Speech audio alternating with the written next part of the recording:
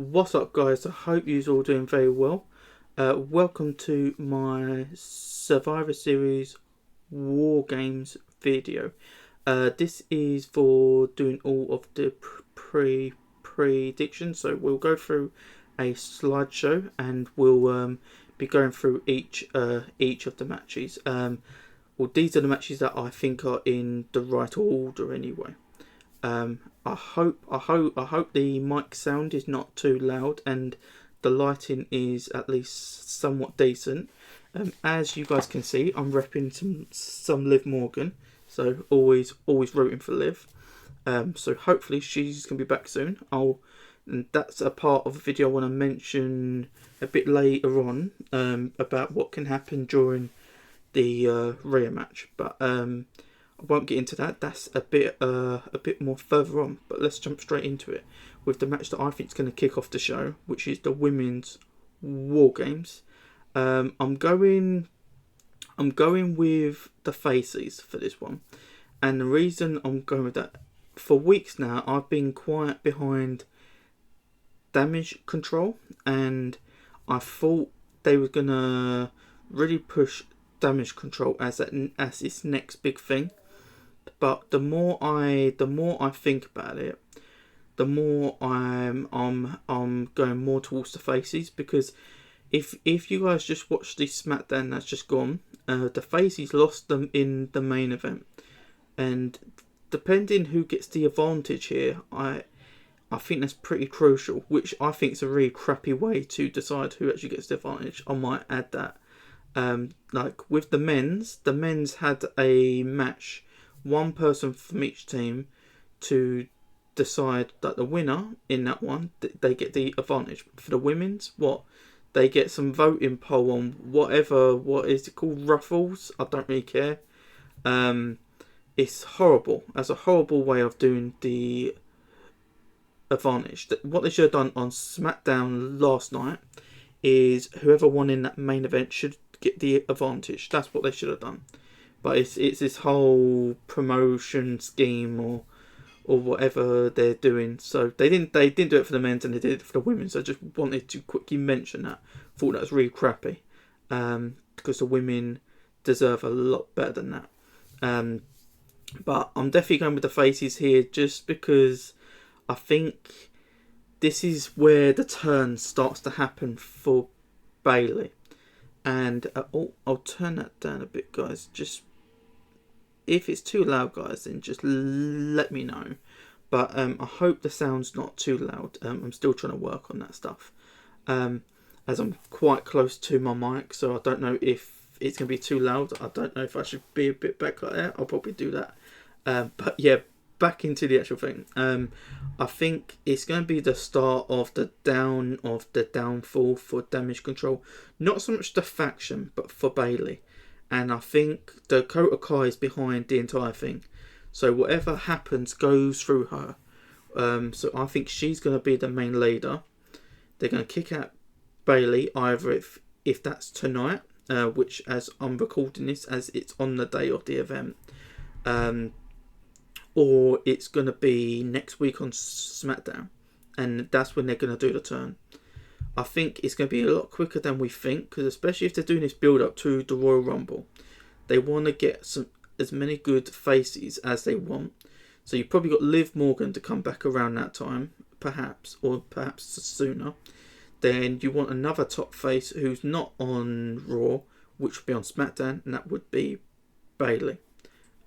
You've probably got Becky, but I think they're saving Becky for Rhea. I think. Yeah, I'm definitely going with that. So for here, I think the heels will lose here. I'm going with the face team to kick off the show and start it all off very freshly. I think on this night, I think a lot of the heels are going to win. So if you aren't a fan of heels, you're not going to enjoy this show, because I think a lot of heels are going to win tonight. And I'm not too mad about it, because I think they've got much better heels than faces. So I'm not too mad about that. But we'll get on to the next one now, guys. Bear with me as I just use a slideshow. Here's my predicted match of the night. I think this match has the potential to steal the entire show. If you have watched these two guys, you know exactly what to expect. The man himself, Santos, who has just remade himself as a top level heel. When he's a face, I thought he was okay. I did think he did a good job for what he was given. But it was his character work was crying out for a heel turn, and that's exactly what has happened for him. So since he's gone heel, that's the best version of him. So this match is tough to predict, but and with Dragon Lee, I think they're pushing this guy to the moon. So for Dragon Lee to lose this match, he would have to lose in a very heel fashioned way, which is what I'm going with. So I'm going with a win for Santos, because they're not going to do this build for this guy, and his first match, his first major match on a big level stage, you're not going to drop the ball with him. As good as that Dragon Lee guy is, Santos is the top lucha talent at the moment in terms of the in-ring work and the character work and just everything around it. And there's been a rumour they're looking to pair him with, I think it's Carrillo and Angel Garza. So they could perhaps show up tonight and they can align themselves with Santos, or they wait and they'll come a bit later on. So it's either he gets it done in heel fashion on his own, or he's going to have some support. So either way, he wins, basically. Which I'm a big fan of, because I'm a big fan of this guy. So I can't say I'm too mad about that, guys. But yeah, let's move on to the next one, which is the third match of the night. You got Mummy, known as Rhea Ripley, versus Zoe Stark. This is a very intriguing matchup, especially what they did in the last big event, because Rhea and Zoe were the standouts in that match. It wasn't a great match, but they were the standouts within that match. And I think Zoe is one of the best in-ring performers they have. But the issue with Zoe, it's not her wrestling ability, it's her mic work, it's her character work, her lack of charisma. She lacks a lot of those things, and I'm hoping it's something she'll improve on across the years, because you've seen lots of top talents get to that level, but they've not quite stayed at that level, if that makes sense, because of their charisma, their character work, and their mic skills. Wrestling can only take you so far in this modern age of wrestling, and I think that's the issue that Zoe's having. And I was speaking to a mate about this very recently. She was saying that they should give Zoe Stark more mic work in this feud, and I basically just said, well, there's a reason for that, because they want to show off Zoe's strengths, not stuff that she's going to be weak on. And unfortunately, whenever she spoke on the mic, it dragged her down, it dragged the feud down. So they're trying to stick to her limited mic work. And that's definitely something she's going to have to improve on, because you can't hide from that forever. But in this case, you've got to reduce it. And because of her lack of charisma and her lack of character work and the mic skills that are very lacking as well, you've got to go with Rhea. Like, you can't take that belt off probably your hottest women's talent on the entire roster. I would say, yeah, I would definitely say she's the hottest talent they've got in women's wrestling at the moment. The reign has not been what I wanted it to be, but they've done an incredible job with the way they have built Rhea up as like this next China-like persona.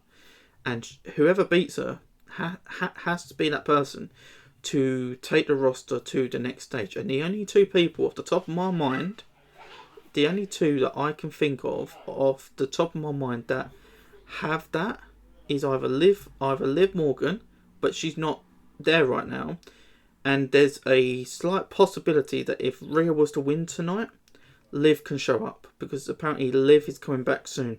And that's the part that I did want to talk about, because there's a possibility that Liv Morgan could make an appearance tonight and get her revenge against Rhea. I think there's a decent chance of that, because it's either between now and to the Royal Rumble. I don't think you bring her back in a weekly show. So if there was a time to bring back Liv, I would say there's a chance for it being tonight. But if it's not Liv, if at any point she gets a match and she loses to Rhea, which I don't really agree with, but with Rhea's reign, it's not going to end till at least WrestleMania. So if that's the plan, then you bring in Becky. Like, there's no ifs and buts about it. Becky is the person that you would put in control in that sense. And I'm very sorry for the background noise, guys. That's my dog making a lot of noise. So I do actually apologise if there is any background noise. So I do apologise for that, guys. But the person I'm going with here is very clear, if you guys couldn't already guessed it. Rhea Ripley, which I think is going to be a solid match on the card. Don't think it's going to do nothing amazing, but I think they're both going to have a solid performance, as they're both very good in ring talents. And yeah, I think there's a chance that Liv can come out as soon as the match is over. So if that were to happen, not gonna lie, I'll be very happy, because I'm a very big Liv fan. But it's not one of those guarantees. I'll say it's a 50-50 chance. So I'm more hyped about what's going to happen as soon as the match is finished, more than the match itself. So let's just wait and see what actually happens, guys. But into the fourth match, we've got Gunther, the best champion in the WWE, in my honest opinion, takes on the Miz, who's one of the best IC champions of all time. That reign he had when I think it was when it was around SmackDown. Was it SmackDown Live when they was repackaging both brands? Miz was the standout. One of the best IC champions you'll ever see. But times have changed since then, and now this guy, like this IC champion in Gunther, this guy he's just incredible. Everything about him just screams world champion. He's got it all. I'd say the only nitpick, if I was being honest, would be mic skills. But you can't blame him, because he is a foreign talent in that sense. So he's not from the US, that they can just pick it up on their tongue. But for what he's doing, I think he's quite fluent in his mic skills. So I think he's quite good. This has been my most anticipated in terms of story wise. The match building has been just phenomenal. It's been one of the best parts of Raw. And I think Miz can have a really good showing here. I think Miz is going to make you a believer, and he's going to come so close to beating Gunther. I don't think it's going to be in heel fashion. I think he's going to beat Miz clean. I really do. Throughout his reign, he's one of the rare heels that he wins when he doesn't need any backup, and when he does, it's when he mostly needs it. When it's really tough to call. But for the most part, yeah, he just beat people for fun. And I don't think this match is going to be any different. As good as The Miz is, and as great as he was when he was the IC champion, this is one of those matches I think had to happen for this guy to be. He's got to beat the guy, and if he beats The Miz, I think he puts his name at the top of that list. The records will say what they say, but for me, I think this guy is the best IC champion of all time. As soon as this guy drops a belt, I think that's it. Like, he has put himself in that top level bracket, and the second he loses that belt, I will shove him straight into the world title scene. if that's against Seth, I would want that to be against Seth, ideally. But it doesn't have to be. And he could go for any champion he wants. So perhaps he loses it around the Royal Rumble time, and he goes and wins the Royal Rumble, and he picks a champion of he's choosing. It comes down to whatever they want to do with the guy, but whatever they do, I'm happy with whatever they choose to do. So yeah, I'm behind it 100%. But for here, I think it's just going to be a straight up win. I think it's going to be a really good match, but I think it's going to be a very straight up win. As I was saying, guys, it's going to be a night of heels are going to win quite a bit. So if you guys don't like that kind of stuff, yeah, it's not going to be fun. Because Rhea's a heel, this guy's a heel in Gunter. Santos is also a heel, so that's 3. It's just the war game matches that I think are a bit 50-50, but we'll catch on to that next. So on to the main one, guys, which is the 5th match of the night, which will be the team of Rhodes, Seth, Sami Zayn, Jey Uso, and the returning Viper, the legend himself, Randy Orton, taking on the Judgment Day and Drew McIntyre. As Drew announced on Raw, he's not part of the Judgment Day. Well, not yet anyway. So he's not going to be part of that faction. He's just in here because he wants to beat the hell out of Jey Uso. Which, I'm not going to lie, guys, I'm a big Jey Uso fan, but I cracked up when he said that. So that was really funny. So, yeah, so in the Judgment Day, you got Dom, you got Finn, you got JD Madonna, I think that's how you say his name. So he was very recently just added to the Judgment Day, so he's also in. Then you got Priest, and then you got Drew McIntyre, who's basically just like a lone wolf. He's in this for himself. And I'm really liking the character arc that they're giving him, and I'm hoping they give him a new theme song at some stage. Yeah.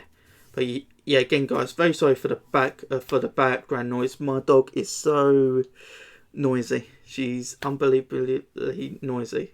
When I try and get the videos done like this, it's most of the time whenever it's more quieter, because yeah, she's quite loud. So I do actually apologise for any of the background noise.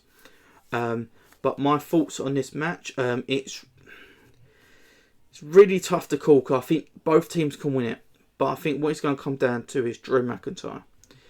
And I think Drew McIntyre, I think he's gonna lay out Priest without meaning to. I think he's gonna go for his finisher, which is for Claymore. He's gonna aim for Jey Uso. Jey Uso's gonna duck, and he's gonna take out Priest, and that's gonna cause a rift between him and the Judgment Day, and that will be the easy pickings for the Viper. Whoever's in line, whoever's in sight, he lays them out. And I think he pins, I'll say, JD, because Priest and Finn, I think you can't, unless it's Jey Uso or Rhodes that does it, and you set up another tag team title match, which I don't want to see. I want this feud to just be done, because it's been so repetitive, so it's just been flushed out so many times now. It just needs to end. So ideally, I would want to see the Viper lay out JD or Dom between those two, and then yeah, it's just a clean win there. And then when they're celebrating, I think the Viper's going to make his sights clear, and I think he's going to lay out Jey Uso with an RKO, because the last time we saw him, he was taken out by the Bloodline. Randy Orton and Matt Riddle, I believe it was. They were both taken out. So the last time you saw the Viper, the Bloodline basically dealt with them. So I don't think he's going to let that go, and I think that's how they're going to close the show. I don't think there's going to be any shocking returns to see at the show. I think it's just going to be a shocking turn in that sense, where he's going to lay out Jey Uso. The only way I can see a CM Punk return I know it's in Chicago. I would love to see it, but the only way I see a CM Punk return would be through Nakamura if he was to do the Open Challenge. But because they're not doing the Open Challenge, I don't see any way they'll bring in Punk. Perhaps he does show, and then I'll be surprised. But personally, I just don't see it to happen. So sorry to be that guy, but I'll be very happy if it did happen. Though I will definitely say that, guys. But those are all my predictions for this event, guys. I think it's going to be a solid show, and I think it's definitely worth watching. I will not be watching it live, so I will probably have to put this video on mute. Any comments or any stuff like that, just so I don't want to hear stuff about it. I'll be catching it the day after, because me and a mate of mine always check it out. So I will be staying off my social media, but if you guys do want to get hold of me, then definitely drop me a tag, and then as soon as I check out the event, I'll be happy to just talk to anyone that basically has seen this video, or when I put it up on my socials. But I hope if you are all watching it live, I hope you guys all have a very good time, and post in the comments of this video, who is it that you all want to see win, or what actually are your predictions, if you ain't got any biasness. I'd really like to hear what you guys all think, and let's actually talk about it in the comment section as well. Do you think CM Punk is going to return tonight? That is the key question. I think that's the key question on everyone's mind. Will CM Punk come back? And if so, how do you think they will do it? Will it be tonight, or will it be in the near future? I'd definitely like to know your thoughts, guys. But that's the end of the video. I hope you guys have all enjoyed, and yeah, if you want to see more videos like this in the near future, it's been a while since we've done a video just like this, but if you guys do want to see another video like this, then yeah, like, share and subscribe. And if this gets a decent viewership, as well as if it gets a decent amount of likes and stuff like that, I'll definitely be up for doing another one. And don't forget to follow me on Twitch as well. I do all of, if you guys are into the gaming stuff, I'm a live stream on there. I'm Twitch affiliate on there. So stream on the Mondays, Wednesdays and on the Fridays at 5 PM in the UK time. So if you do want to catch me on there, I'll definitely be on there as well, guys. But until next time, guys, I hope you guys all have a very fun time by watching the event live. I'll be watching it tomorrow, so yeah, I'm going to be a bit quiet on my end, but I hope you guys all have a cracking time, guys, and we'll catch you on the next one. Thank you very much, guys. Bye.